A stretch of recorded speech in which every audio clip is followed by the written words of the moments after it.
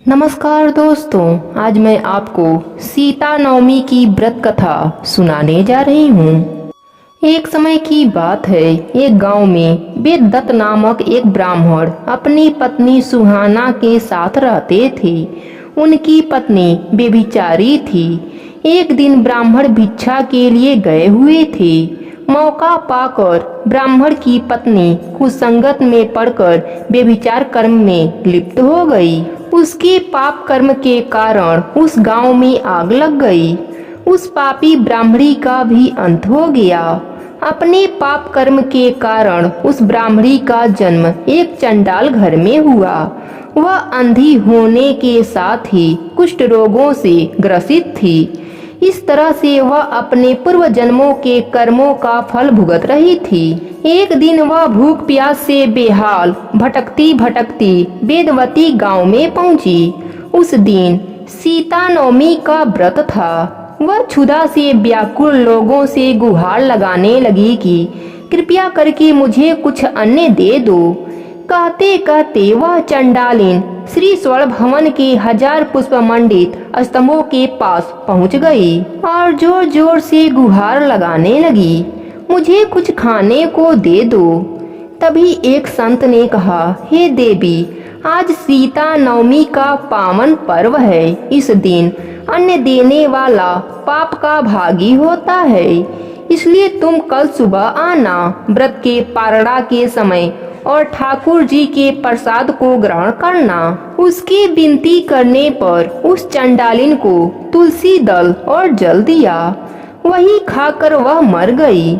लेकिन अनजाने में उससे सीता नवमी का व्रत हो गया था।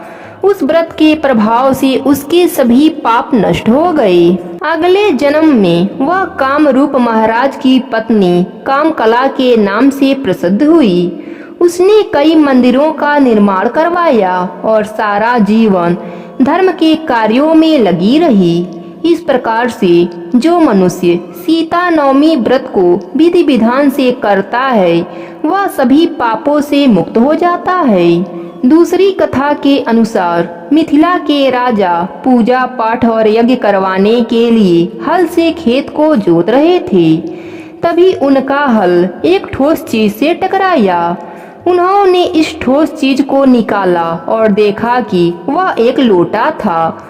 उस लोटे में एक सुंदर और कोमल कन्या थी। उस राजा का नाम जनक था और उनकी कोई संतान नहीं थी। उस कन्या को देखकर वह बहुत खुश हुए और उसे पालने पोसने लगे। इसलिए माता सीता को जनक पुत्री और जनक दुलारी भी कहा जाता है। बहुत ही कम लोग यह जानते हैं कि मैथिली भाषा में हल का मतलब सीता होता है। राजा जनक को यह कन्या हल चलाने के दौरान मिली थी, इसलिए इस कन्या का नाम सीता रखा गया था। जिस दिन सीता माता मिली थी, उस दिन वैशाख शुक्ल नवमी का दिन था। सीता नवमी व्रत करने से सारे दुख दूर हो जाते हैं, संतान सुख की प्राप्ति होती है और कई तीर्थ यात्राओं और दान पुण्य के बराबर फल प्राप्त होता है। माता सीता का पूजन और व्रत करने से श्री हरि और माता लक्ष्मी दोनों की कृपा प्राप्त होती है। सारे दुख और संताप दूर होते हैं और जीवन में धन वैभव की कोई कमी नहीं रहती है। प्रेम से बोलिए सीता मैया की जय हो।